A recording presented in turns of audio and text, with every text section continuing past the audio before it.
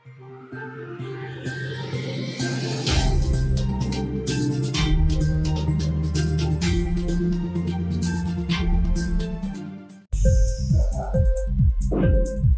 TV prime time news की स्वागतम।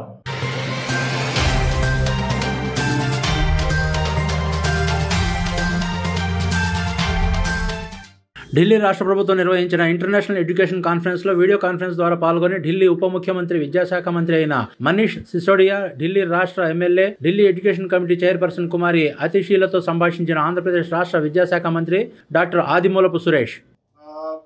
I can say many, if not all, states are taking interest in it, and many of them have sent their teams to Delhi to study what initiatives we had taken, what transformation is happening actually on ground.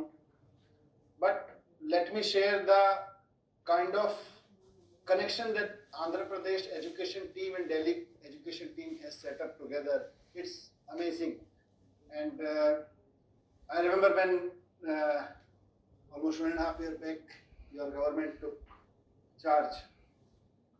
The team who came, and I keep personally meeting those teams who come from different states, and that's why I know that what kind of political backup is there to this team. Are they coming out of curiosity? Are they coming of administrative curiosity and decision making? Or are they coming from the political will? When I met the team who came from Andhra Pradesh, I was amazed to sense the political backup to that team. And no wonder, the things you shared today, I wish I could hear more from you. And of course, teams have been meeting together. Delhi team and Andhra Pradesh team have been working together on a lot of things. They have been learning from each other. They have been sharing the experiments they are doing. I think it's time that other than the teachers, principals, and the officers, both the ministers should also be meeting frequently. Yeah. So this would be a different model when two ministers working seriously on education work together and show a way how ministers coming from different states, maybe from different political parties, facing some similar challenges and some unique challenging on their own states, can work together for the Indian education system. I think that would be a big role model for that. And I'm grateful to the invitation that you have offered to my team. And it's a matter of chance that when you said that you should come to Delhi, my secretary and my director education, they both were telling me in my ear, sir, हमें ना अब चलना चाहिए आंध्र प्रदेश समझने के लिए, बहुत सारी चीजें हो रही हैं. And it was just, I think 1 minute after that you said that I want to invite. So we were wishing that and you invited us. But अब आप देख लीजिए आप कितने लोगों को बुला सकते हैं, या तो पूरी टीम एजुकेशन तैयार है. There are a lot of people. The best thing in Delhi's education model, we have been talking about different segments since last 7 days. Today also we spoke about 4-5 issues like SMC meetings, like interventions on. Even much before this NEP, National Education Policy 2020, has been rolled out in July 2020. We have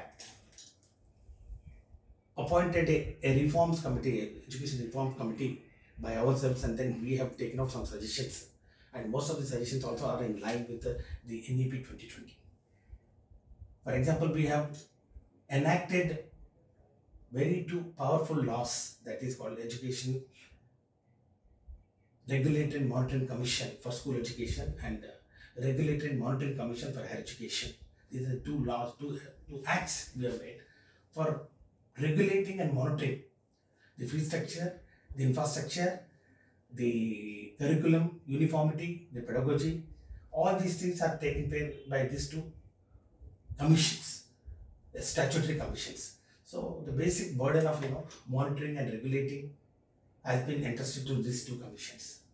And then second one, we have created some planning boards, both for higher education and school education, for designing uniform curriculum, the uniform standards, the common curriculum, common syllabus by strengthening the existing systems and by creating new planning boards, by roping in the administrators and the policymakers and then academicians from the higher education, which are otherwise under the control of the government of India, and which the states have no knowledge about what's happening in those central universities or maybe central institutes or research institutes. So we have tried to amalgamate this interaction by creating a planning board. So these structural reforms, first actually we have addressed it in Andhra Pradesh in the last 19 months. They are functioning, and in fact we started getting some good results in weeding out the institutions. Actually, there are a lot of institutions which are very substandard, and there is no interaction between the universities, the government, and the administrations. So we have roped in all these three things, three institutions, and then tried to streamline the monitoring and regulatory mechanism. And the first time in the history, some welfare schemes have been introduced in the education system in Andhra Pradesh. As rightly pointed out by Madam Atishi ji, that the basic stakeholders, that is the teachers, the parents, and the students, had to be motivated to come into the fold of this education system. This will be possible only by incentivizing the stakeholders. To start with, we have taken up the parents. We have called the SMCs as parent committees.